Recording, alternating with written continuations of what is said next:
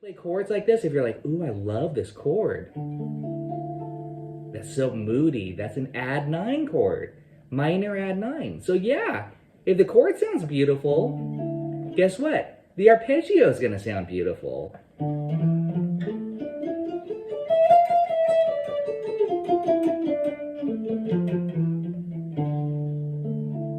G minor add 9. A9, A7 flat 9.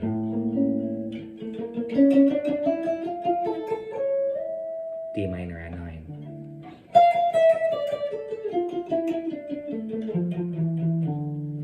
Add 9. See, so that's what I mean. It's like think harmonically, think chords. Don't just think leads. The leads are kind of, hello everybody, welcome to workshop number 4, the final session for All About Licks. Good to see you all. Ooh, let's hear some of those. The etude there. Good to see everybody. Hope everyone's doing well.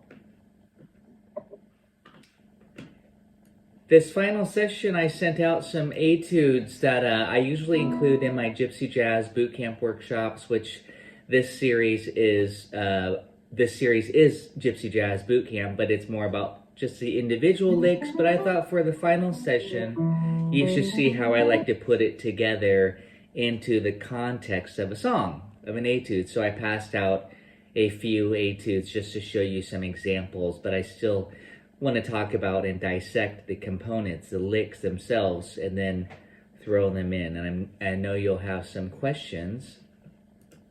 So maybe we can start with some questions.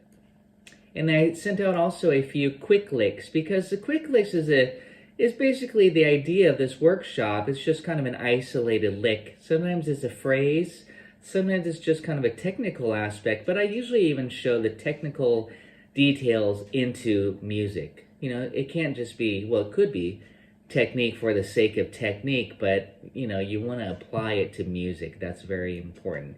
To a song, to a progression, and then work it into your playing. So we can look at that worksheet, the master worksheet of the licks, or we can hit some of these quick licks before we hit the context of the etudes or the solos. And again, I'm not going to work you necessarily through each etude. That's not the point of this workshop. It's just to show you a demonstration of, hey, here's that lick number, 6 into this solo. Just again, these are just components. And hopefully the idea is to give you spark a solo, essentially, spark some ideas for you. Yeah, I sent that out because both of them, I wanted to demonstrate it's the same lick. If I do this, that particular chromatic style phrase can work on a major chord. It can work on a minor chord.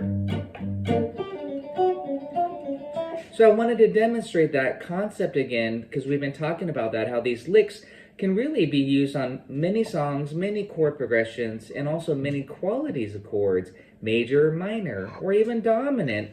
So and I'll talk about that specific lick. I use that quite a bit, because I love this cliche, this... There I showed it on a minor chord. That was G minor with a walk down, root 7, flat 7 to the 6. But it could be used on a major chord. It's just adding some chromaticism. So again, I'll use that particular lick quite often. I'll show you a D minor chord just for a demonstration really quick there.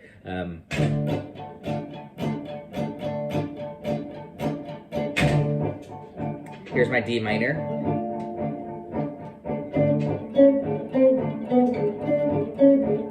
Or here. So again, it's just like trying to apply one idea, one lick, and that's just going to spark some ideas for me from there. I'm not sure where I'm going to go with it, but at least that's an idea to start to use. And then there's other licks, and now that kind of gets me into the whole cliche thing. Then we could do... And that common type of a style lick there is in that etude number 1 for It Don't Mean a Thing. I mean, I know you just got it right now, so you probably haven't looked at it. Some of you might have already learned it. And that's demonstrating this, which is that cliche, the descending chromatic cliche. And that might be new for you. Again, that's part of the chord progression. It don't mean a thing if it ain't got that swing. So it has that descending, this Stairway to Heaven, which is also used in Blue Skies. So again, that's a really cool lick just to get down, even just doing the chord, like an arpeggio, but to do it like this. So again, I want to take a look at that. That's in the It Don't Mean a Thing If It Ain't Got That Swing etude number 1 on the very last 8 bars. But I use that all the time. You'll hear Jimmy Rosenberg use that quite a bit, that particular lick. And you might hear other players just kind of blaze through those arpeggios. It's really fun, especially when you add some sweep picking to it as well. Major and minor in a second here. You got the quick licks. Any other questions? Like just in general, major scale. You can apply these licks to, or blues scale. It doesn't matter. Some of these are just techniques. Some are rhythmic techniques or a combination, and then harmonic. Harmonic meaning what chord do we use it on? So that I think that there's a lot of good stuff in here that we can discuss. Which, by the way, I think I'd like to go ahead and just hit some of these more special effects here. I love these open string licks, and you're going to see it again as I demonstrate it. He said, hey, there's a few licks on that. I found a new baby solo that we went over in this class. I'm like, yeah, I used it. You'll see these exact licks. I mean, just, the goal for me, though, is not just to kind of go lick, lick, lick, lick, but it's try to make it musical. When you're writing out your own solo, which I recommend that you do, and put together these licks, the goal is to string them together so they flow together, and you kind of disguise the lick quality of it, okay? And then, of course, when you're improvising, that you can throw in these and develop it, or just use it to, in an organic way, versus just sounding like, here's lick number 1, here's lick number 5.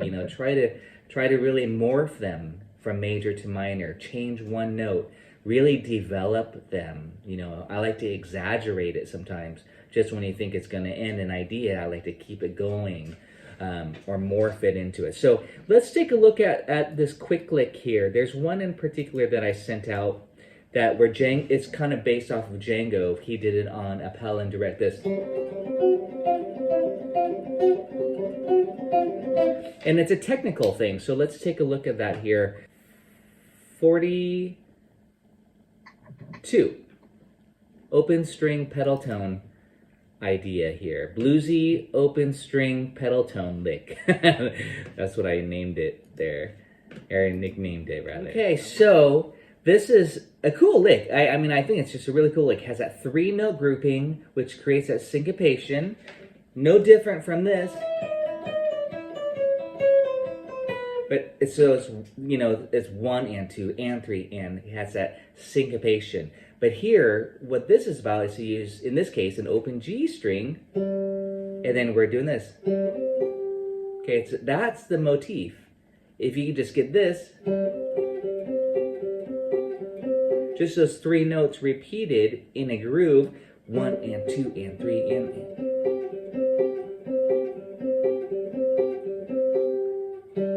And I'm going, and my picking is actually shown above. Down, down, up, down. It's just all alternating, so down, up, down. And that, if you're wondering harmonically, what is that? That's just a C5 chord. It's not major, it's not minor. It's just root and fifth, C5. Like in rock guitar, it's called a power chord. So you have, but it quickly changes, so it's kind of doing this chromatic lick, like to me, it's like a blues thing, like this. So we have this.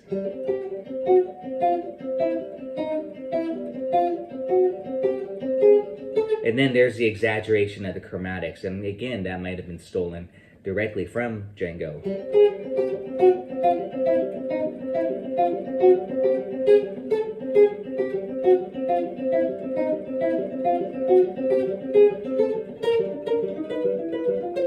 You can have fun with it there. I was trying to just have fun and go chromatically, whatever. It's a technique, okay? It's a technique. You might say, ooh, I like that. Can I start on the A string here?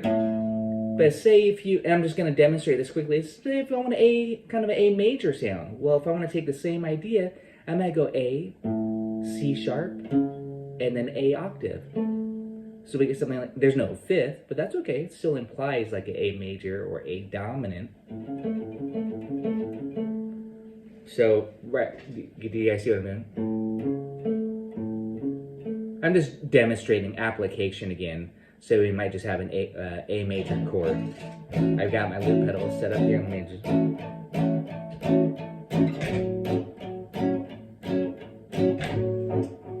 It might just do this. Yeah, it kind of sounds like, now it sounds like In the Mood, huh? Right, but,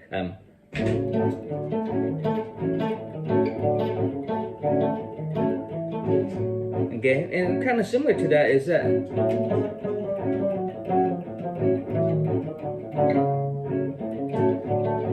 maybe just chromatic for the sake of chromaticism, like this.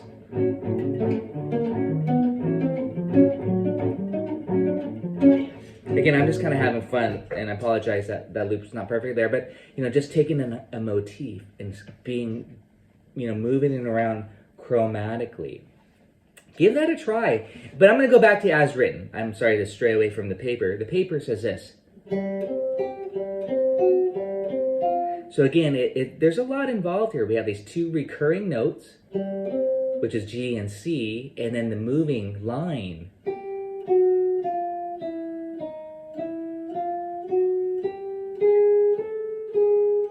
You can have fun with it. Again, that's just a suggestion, but when you piece those three notes together with the moving line,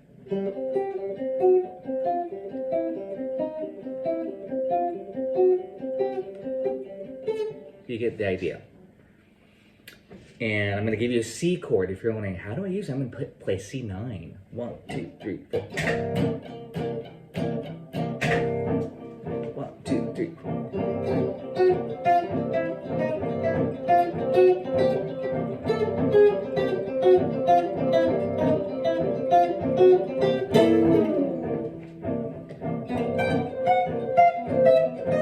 And now I was like, oh, maybe I'll try it up high, you know, but now I'm using the open B string. So again, the open string, the pedal tone note, it almost doesn't matter. It's like a special effect. That's what I'm saying. It's just a cool effect. So you don't have to be too theoretical about it. But again, I was trying to make sure I chose that high note that I'll show you with the chord, the loop there.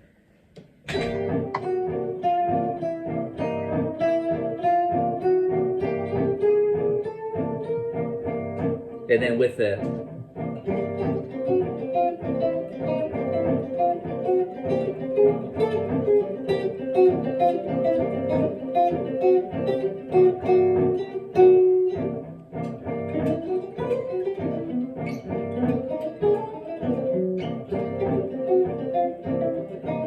you get the idea. It's fun. I could do that all day long. And it's great for your technique. That one's a great picking pattern for your technique. And I'm just using down, up, down pattern. To try it. Don't just watch me. Give it a try. I'm trying to break it down for you so you learn these. I'm going to play the first 8 bars of All of Me. 1, 2, 3, 4.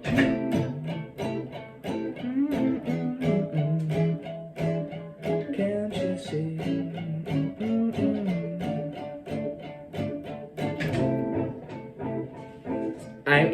It's kind of a C idea, so I'll start on C. My theory wants to kind of work it through the progression, but I won't worry about that. Actually, I will. D minor. Again.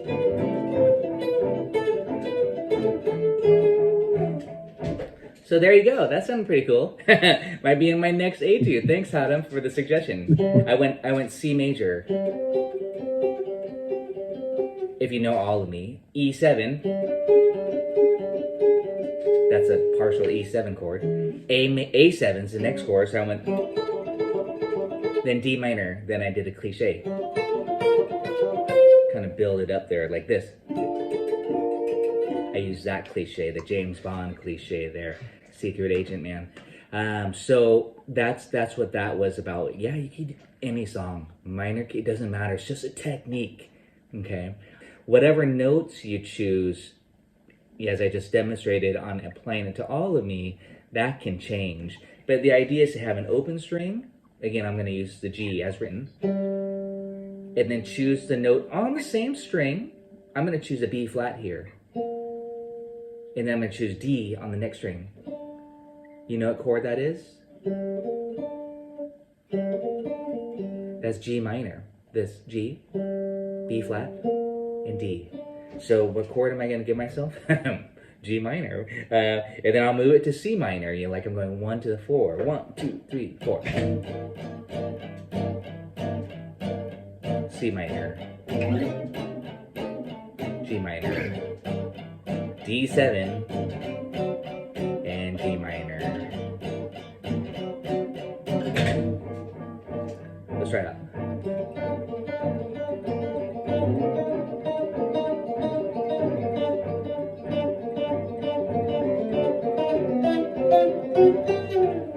Maybe here. Oops, I messed up, sorry.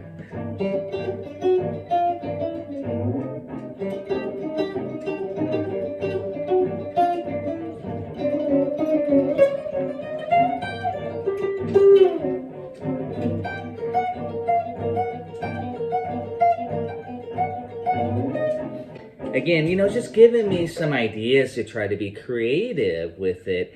And that was fun. I had no idea what I was going to do. So, but you know, you try it out. That's okay. That's what improvising is about. But at least I had a concept in mind that I wanted to at least use. That helps a lot. You know, it's like I have an idea, but I've got to try it out.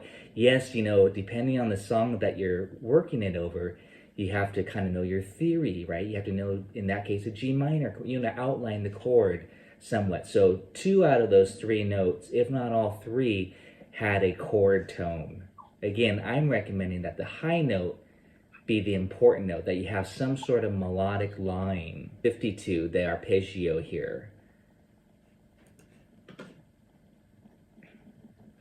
And you'll see these in my etudes, and you'll hear it all the time in solos. Minor, add 9. What does that mean? You take a minor triad and you add the 9. If you're not familiar with the 9, it's the same as the 2. What's the 2?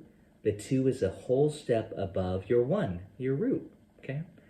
So if you think about it theoretically, if you have an A minor triad, A, C, E, you could do it anywhere. A, C, E, A, C, A, C, E.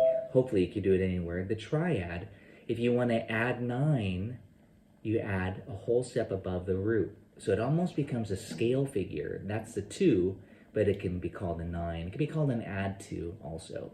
But more commonly, you'll see it as an add 9 chord. But here it is, A, B, C, E.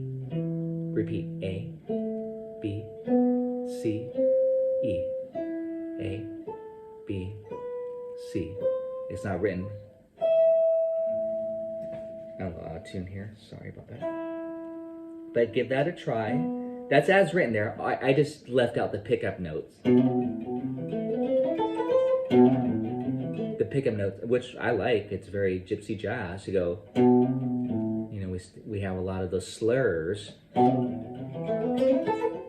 So, you know, that's what that sounds like with the pickup note triplet. And notice it is B, C, B, which is a part of the A, B, C, E chord structure. A minor, add 9.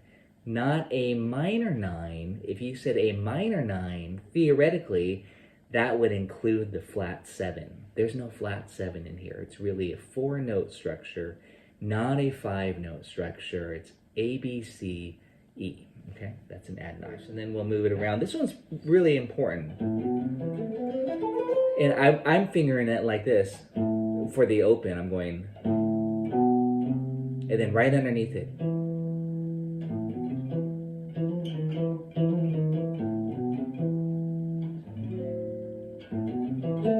And then right here, I'm kind of rolling my finger from the E to the octave. So I'm going, and then I continue. I have a YouTube video on this that goes over the fingering in detail. But there's just some shifting that I recommend you really work out.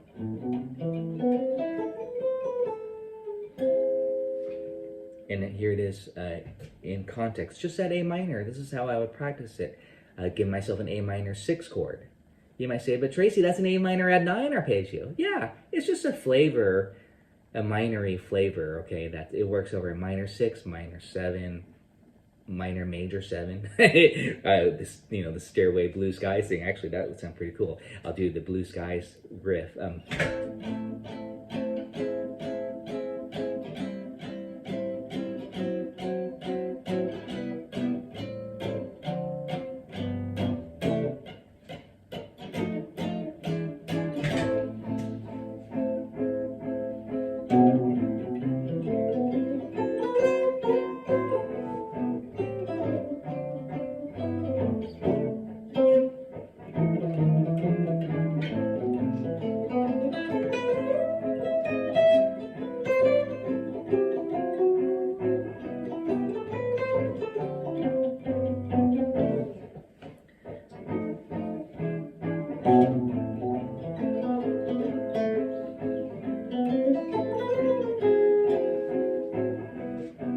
And again, mess with it. There I put it on beat 1 instead of as written. On beat 4, the timing, you can do whatever you want with it. And of course, it could be faster, a la minor swing. Got to give you minor swing. 1, 2, 3, 4.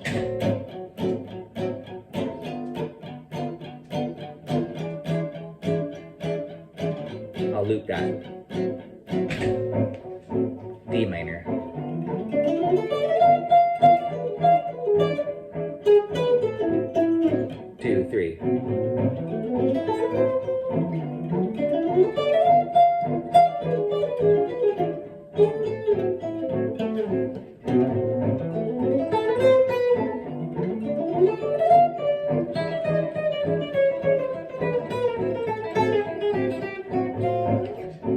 Again, there I wanted to demonstrate, connect it to another lick that we've already been working on. But there I went.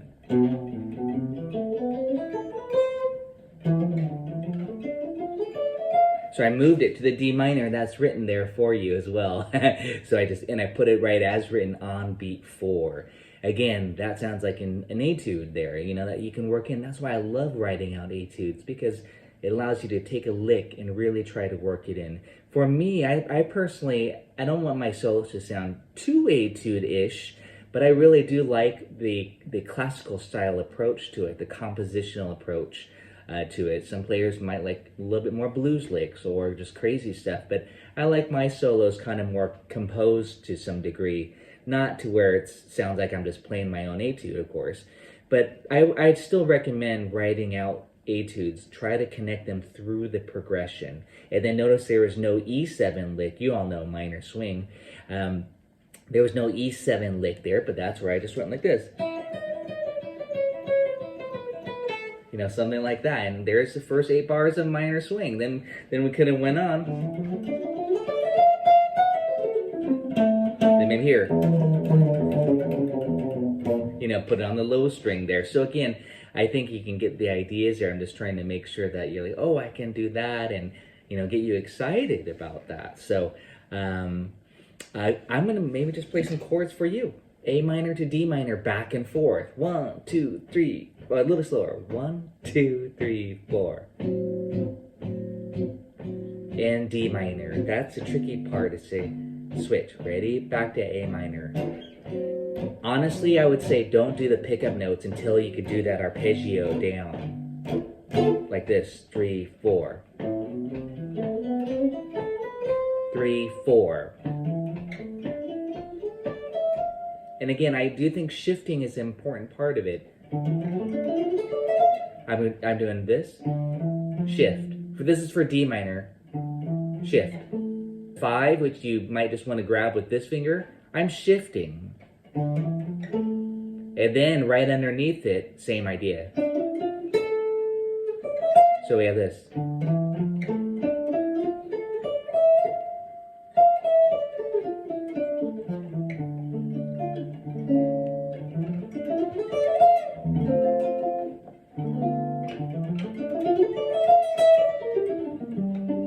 and then connect it to your arpeggios there. But it's very important that you give it a try, because you might have a question like, hey, I got tangled up here in my fingering. How do you, how, this is again, of course, filtered through how I like to do it, how I think about it. But those pickup notes are really pretty. Try to get it, and once you get the fingering on the arpeggio, then you disguise it a little bit by starting on beat 4 and do the slur, this. And then don't just stop here, then you might connect it. Then you get a line.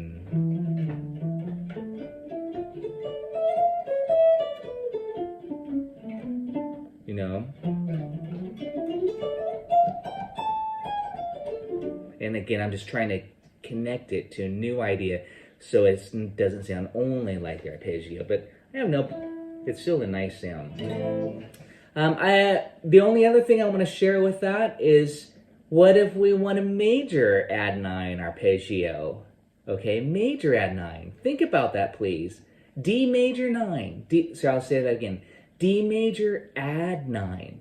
You just learn a D minor 9. I gotta really be careful. I always say this. D minor add 9, which is this chord, by the way, you guys. That's a D minor add 9. Yes, it sounds like the Police. Those are all add 9 chords, by the way. Here's D minor add 9. Again, how often do you play that chord in Gypsy jazz? Probably never. For rhythm, you're never gonna do that add 9 like that, but it's a beautiful chord texture unless you're playing like a bossa dorado. But the arpeggio,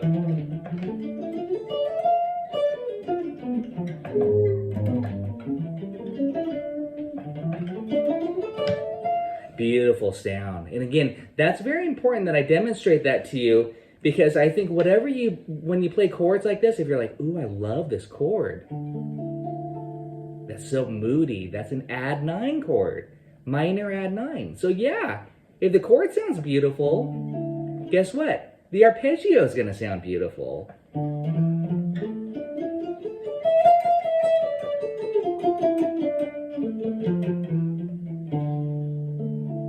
G minor add 9. A9, A7 flat 9.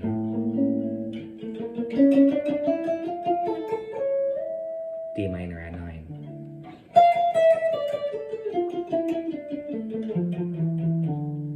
Add 9. See, so that's what I mean. It's like, think harmonically, think chords. Don't just think leads. The leads are kind of, well, to me, the leads, it helps you to think the harmony, what chord you're going after for these scales or arpeggios.